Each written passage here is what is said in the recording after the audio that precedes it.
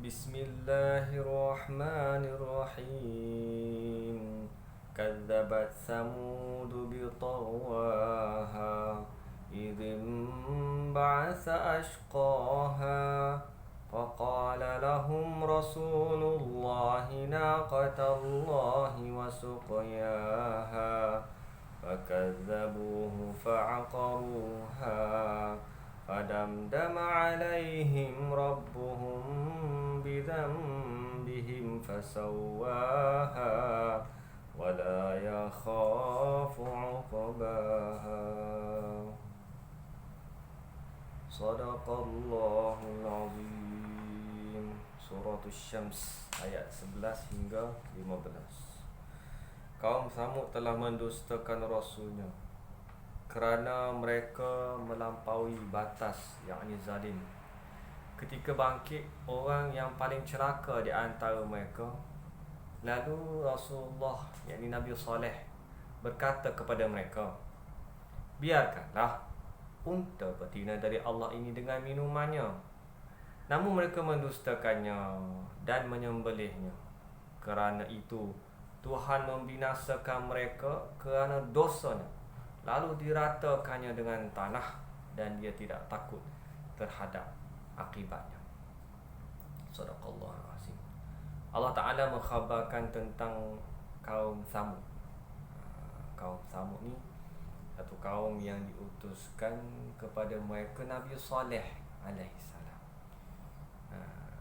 bahawa mereka telah mendustakan Rasul mereka dengan sebab sifat mereka yang selalu melampaui batas dan selalu berbuat jahat. Muhammad bin Ka'ab berkata bitagwaha, makna bi ajma'iha, keseluruhan. Mereka mendustakan semua ajaran Rasul yang diutuskan oleh Allah Subhanahu Wa Taala kepada mereka. Tetapi pendapat pertama, kerana mereka melampaui batas yang lebih utama. Demikian dikatakan oleh Mujahid, Qatadah dan selain kedua. Maka hal itu menggantikan mereka sebagai bentuk pendustaan dalam hati mereka terhadap hidayah dan keyakinan yang dibawa oleh Rasul mereka.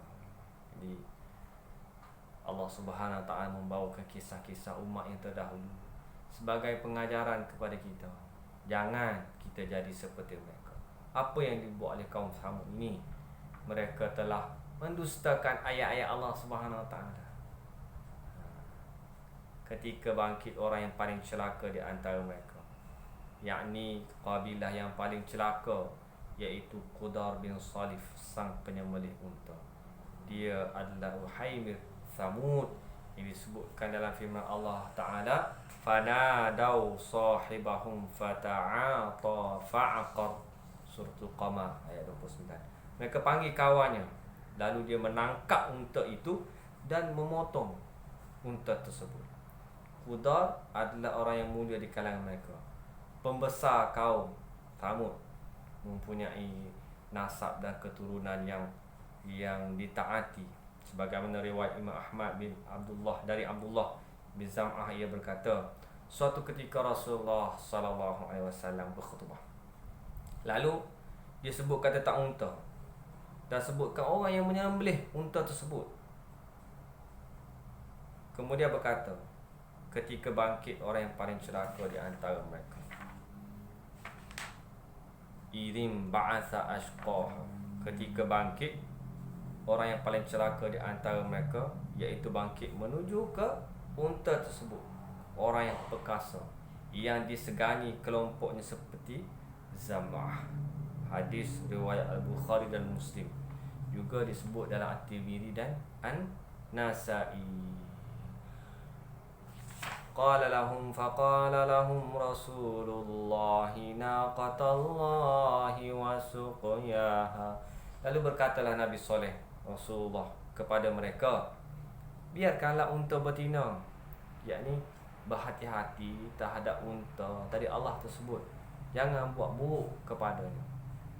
Wa suqyaha, dengan minumannya, yakni janganlah kalian melampaui batas dalam memanfaatkan minumannya, sebab unta itu memiliki hari tersendiri untuk minum dan kalian pula mempunyai hari tersendiri untuk minum. Jadi unta ini diutuskan di satu mukjizat Nabi Saleh kepada kaum Samud untuk menguji keimanan kaum Samud,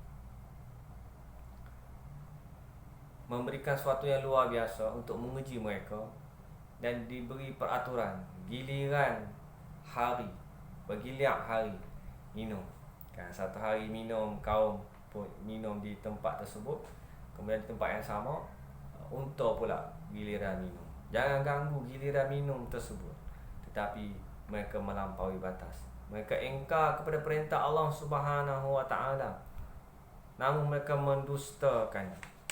Bukan saja ingkar kepada perintah Allah, fakadzabuhu fa'aqaruha fadamdama alaihim rabbuhum bidzambihim fasawwaha. Namun mereka mendustakannya. Bukan saja mendustakan, tetapi menyembelih unta tersebut. Jahat. Mendustakan Rasul, kemudian membalas peringatan tersebut dengan menyembelih unta yang telah dikeluarkan Allah dari batu besar sebagai tanda atas hujah mereka. Unta ni unta yang luar biasa. Satu mukjizat oleh Allah SWT kepada Nabi Saleh, mengeluarkan unta daripada batu kan, bukan lahir biasa-biasa, lahir daripada batu, kemudian diperintahkan oleh Allah SWT untuk bergilir minuman di suatu tempat, namun mereka mendustakan perintah Allah SWT, bahkan membunuh, menyembelih unta tersebut. Kerana itu Tuhan membinasakan mereka kerana dosa. Allah Subhanahu wa taala membalas mereka, menyiksa mereka kerana dosa yang dilakukan. Allah murka kepada mereka, lalu diratakannya dengan tanah. Fasawwaha, mereka telah diratakan dengan tanah sesuai dengan perbuatan kemungkaran yang mereka lakukan. Qatadah berkata, telah sampai kepada kami satu riwayat bahawasanya Uhaymir Samud itu tidak menyembelih unta sendirian, sehingga dia diikuti oleh anak-anak kecil dan dewasa, serta laki-laki dan perempuan di kalangan mereka. Manakala kaum tersebut telah berusaha sama untuk menyembelih unta tersebut, Allah SWT menghancurkan mereka sehancur-hancurnya atas dosa yang dia lakukan. Diratakan mereka semua atas dosa yang dilakukan. Akhir sekali Allah SWT berfirman, wala yakhafu uqbaha, dan dia tidak takut terhadap akibatnya. Ibn Abbas berkata, Allah tidak takut terhadap pertanggungjawaban. Demikian pula yang dikatakan Mujahid, Al-Hasan, Bakar bin Abdullah Al-Muzani dan lain-lain. Sedangkan Ad-Dhahhak As-Suddi mengatakan wala yakhafu uqbaha, dan dia tidak takut pada akibatnya, yakni orang yang menyembelihnya tidak takut terhadap akibat yang dilakukannya. Pendapat yang pertama lebih utama sesuai dengan konteks yang ditunjukkan. Wallahu a'lam. Jadi ini satu pengajaran kepada kita lah umat akhir zaman.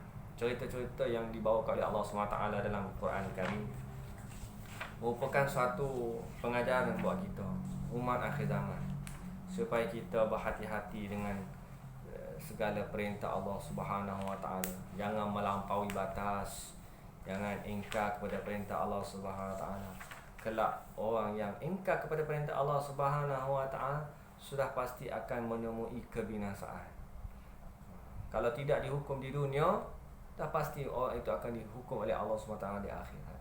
Jadi kita berdoa mudah-mudahan Allah Subhanahu Wa Taala menggolongkan kita di kalangan orang-orang yang diridai oleh Allah Subhanahu Wa Taala, dan menjauhkan kita daripada tergolong dalam mereka yang sesat, mereka yang taut, yang melampaui batas, yang mana kita semua ini adalah makhluk ciptaan Allah Subhanahu Wa Taala, dan kita sama-sama melaksanakan perintah Allah Subhanahu Wa Taala, insya-Allah.